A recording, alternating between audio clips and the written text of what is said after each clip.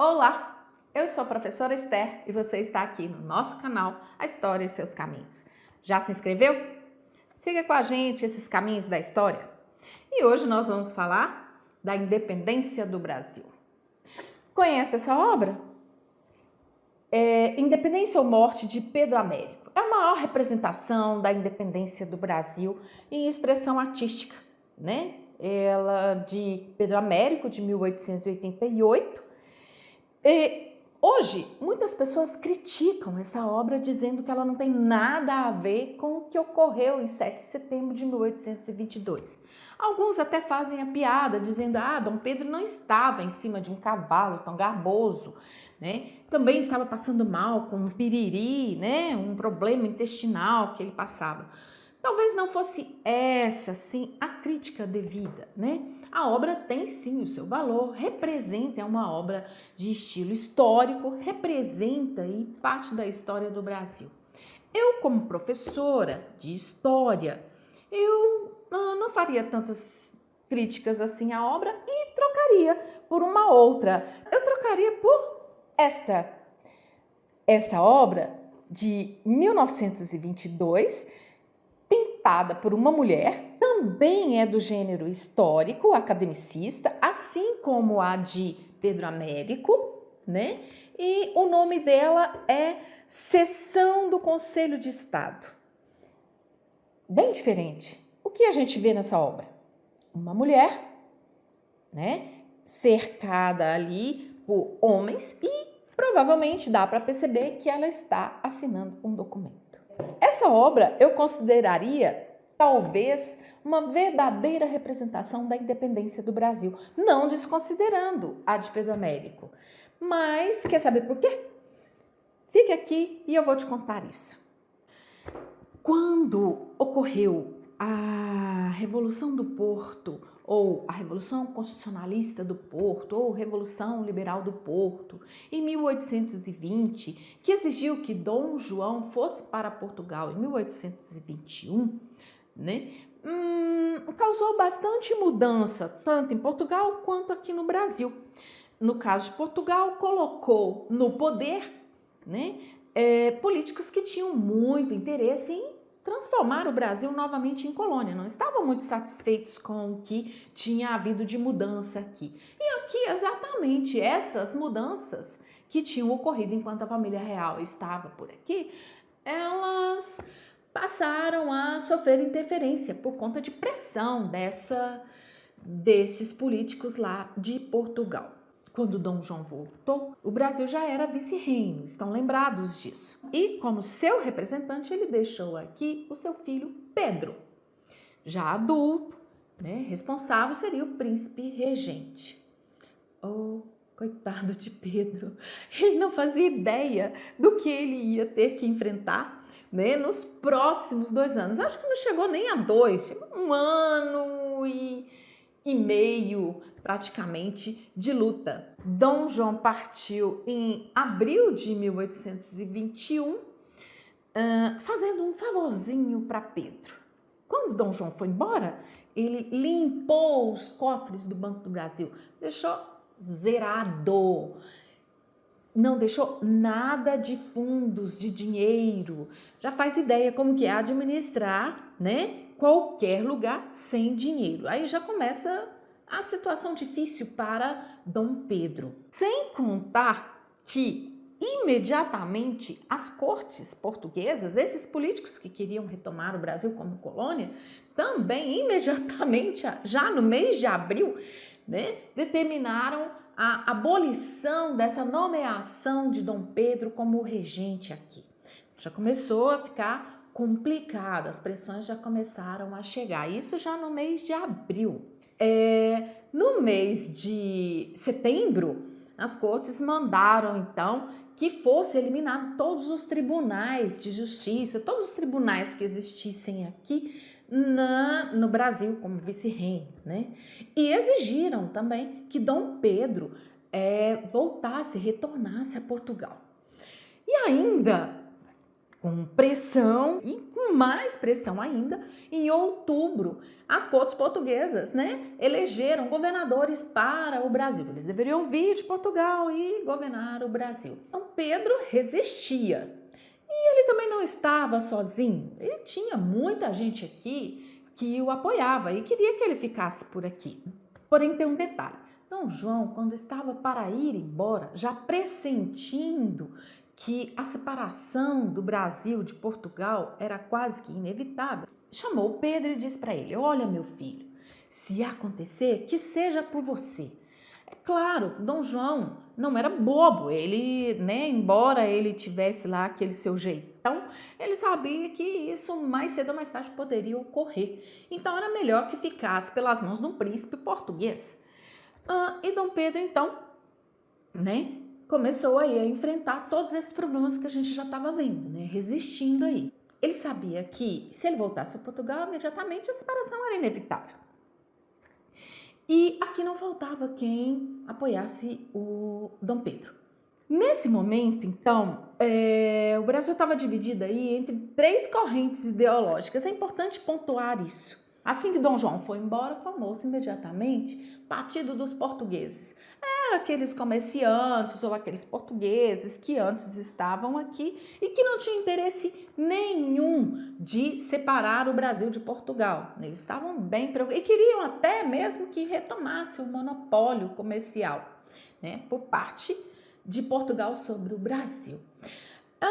Por outro lado, também tinha o Partido dos Brasileiros. Esse era formado aí pela elite produtora, os grandes proprietários de terra, né? Aqueles da terra que já eram ricos e que tinham muito interesse que o príncipe ficasse por aqui. E tinha um terceiro grupo que era formado assim por uma espécie de classe média. Ali tinha professores, né, profissionais liberais, pessoas que eram daqui, que estudavam e que queriam, na realidade, mesmo que o Brasil se separasse de Portugal, tornando-se independente e criando aqui uma república. Mas com o correr do tempo, perceberam que ia ser um pouco mais difícil e foram aceitando aí a figura de Dom Pedro. Dom Pedro até resolvia aí se caso acontecesse o processo de independência. Dá para perceber então que Dom João, quando foi, que já pensava que ocorreria o processo de independência, é porque muita coisa já estava acontecendo, já estava na mentalidade das pessoas, né? O Dom Pedro vai sofrendo essa pressão externa, mas vai tendo o apoio, embora tivesse aí o Partido dos Portugueses que tinham muito interesse, né, de manter a forma como era antes. Também haviam províncias, como é o caso do Grão-Pará e da Bahia, que estavam também com Portugal. O caso de Minas Gerais é interessante, né? Minas não sabia se ficava com Dom Pedro, mas também não queria ficar com Portugal, né? Então, se ficava com Dom Pedro ou se tornava independente autônoma. O fato é que o Dom Pedro enfrentou dificuldades. Se o ano de 1821 ele já começou a sofrer dessas pressões, em 1822 a coisa pegou fogo, né? Logo no mês de janeiro, ele recebeu aí por parte da população, né, um documento em que tinha aí 8.000 assinaturas pedindo para que ele ficasse, né? Era um movimento aí de brasileiros para que ele ficasse. No dia 9 de janeiro, então, ele ficou muito satisfeito de receber esse pedido e é o famoso dia do fico. Ele decidiu que ele ficaria, suportaria todas as pressões aí, né? É o famoso dia em que ele disse: se é para o bem geral da nação e felicidade de todos, diga ao povo que eu fico. Bom, se isso foi um momento de alegria para Dom Pedro, dificuldades começaram, né? Uma semana depois disso, ele vai e dissolve o ministério que ele tinha recebido de seu pai, né? E nomeia um novo ministério. Nesse novo ministério, ele tem aí José Bonifácio como seu ministro maior. Mas as forças militares portuguesas que aqui estavam, principalmente, né, no Rio de Janeiro, reagiram mesmo. Bom, Dom Pedro conseguiu contornar a situação, conseguiu impedir aí que essas forças militares retomassem o poder, mas Portugal mandou reforços. Mandou reforços para que esses reforços fossem para outras províncias. Dom Pedro logo tratou de arrumar aí gente que o ajudasse, né? Arrumou uns mercenários ingleses, franceses e combateram os portugueses, conseguiram dominar e controlar a situação. Isso tudo aí a partir já de janeiro, fevereiro, no mês de maio. O Dom Pedro, corajoso, que já estava se sentindo todo, né? Ele determinou o seguinte: nenhum decreto que viesse de Portugal seria acatado aqui no Brasil. Dom Pedro estava já firmão, né? Porque já pelo dia do fico que ele tinha recebido aquele apoio, né? E dito, eu não vou para Portugal, ele não ia mesmo, né? Porque ele sabia que o processo de independência já estava a caminho, sem ele não ia acontecer. Então, aí em maio ele decidiu aí que não acataria mais decretos de Portugal. No meio dessa história, ele recebeu aí um título de protetor e defensor perpétuo do Brasil. Nossa, Dom Pedro ficou muito satisfeito, agradeceu muito a honraria, né? E disse, mas eu não posso receber essa honraria, eu posso até continuar sendo defensor perpétuo do Brasil, né? Mas o Brasil já se protege, é uma jogada política ali interessante, né? Bom, seguindo o caminho aí, as cortes portuguesas sempre mandando recados e avisando, exigindo logo que Dom Pedro tomasse uma decisão e voltasse, né, para Portugal. Bom, se maio ele já tinha recebido aí esse título, junho foi, assim, já um mês cheio de coisa. Políticos chamaram aí para a elaboração de uma constituinte. Constituinte é o quê? Aquele grupo de políticos que vão organizar uma constituição. Então, vamos organizar uma constituinte. Estava todo mundo assim, a todo vapor, porque todo mundo já pensava no processo de separação de Portugal. Em junho fizeram isso e em agosto, José Bonifácio lançou um manifesto às Nações Amigas, um manifesto que buscava o apoio para a separação do Brasil de Portugal.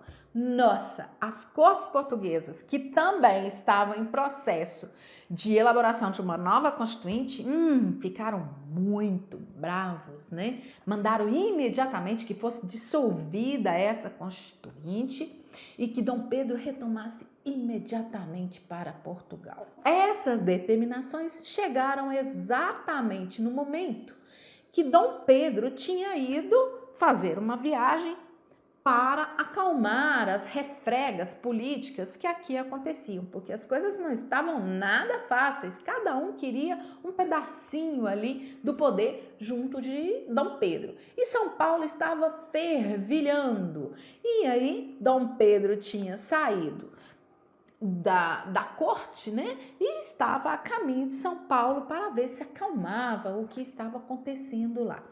Neste momento que ele estava fora, essa viagem demorou um certo tempo, chegam então essas ordens na corte. Quem estava governando? A princesa Leopoldina, a esposa de Dom Pedro, aquela mulher que aparece na obra de Jorge Renan de Albuquerque, né? A famosa sessão do Conselho de Estado. Essa mulher, a princesa, ela já tinha recebido então essas ordens e tomou a decisão. Chega, vamos então realmente romper com Portugal. Quando Dom Pedro, que está representado aqui na obra de Pedro Américo, né? Não foi exatamente assim, mas ele estava assim ali às margens do Rio Ipiranga, pertinho de São Paulo. Quando ele recebe o mensageiro, já vem com o recado da princesa, né? Que ela já tinha tomado a decisão definitiva de separar aí o Brasil de Portugal. Coube ao príncipe, então, apenas acatar e divulgar isso. Claro que ele divulgou isso junto ali com a sua comitiva, ele chamou todos e avisou que o Brasil já não pertencia mais, então, a Portugal. Eu vou fazer de novo uma recomendação, mesmo que eu fiz em outro vídeo. Essa obra, também de Laurentino Gomes, É muito interessante. 1822, né? Como um homem sábio, uma princesa triste, um escocês louco por dinheiro ajudaram Dom Pedro a criar o Brasil, um país que tinha tudo para dar errado. Então, vale a pena a leitura também dessa obra. Continua a mesma leveza e muita informação e muita história, de uma maneira muito legal aí para você entender essa parte da história do Brasil. Recomendadíssimo! Recebido a notícia, comunicado à sua comitiva, Dom Pedro seguiu sua viagem, foi para São Paulo, realizou todas as atividades que ele deveria realizar, voltou para a corte. Então, tá aí, né, o nosso processo de independência, como chega a independência do Brasil, a separação do Brasil de Portugal. Não foi fácil. Depois desse momento, ainda Dom Pedro teve que enfrentar guerras, né, em algumas províncias que não aceitavam. E esse processo a gente vai comentar depois na formação do Estado Nacional Brasileiro. Quer saber mais? Fica aqui com a gente. Ok? Até mais!